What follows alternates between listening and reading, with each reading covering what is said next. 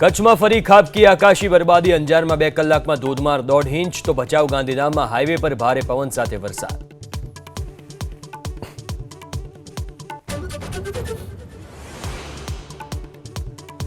ડોક્ટરની બેદરકારીથી નવસારીમાં પ્રસૂતાના મોતનો આરોપ। ડોક્ટર વૈભવી પટેલ સામે કાર્યવાહીની માંગ સાથે ટંડેલ સમાજનું કલેક્ટરને આવેદન।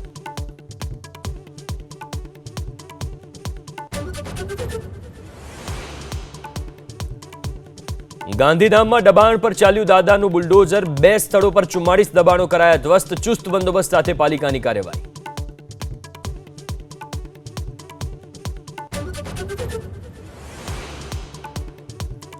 બિહારમાં પ્રધાનમંત્રી મોદીનો હુંકાર। બોલ્યા મહાગઠબંધન વિનાશ, એનડીએ જ વિકાસ। તો પ્રધાનમંત્રી મોદી પર તેજસ્વી યાદવ અને પ્રિયંકા ગાંધીનો પલટવાર।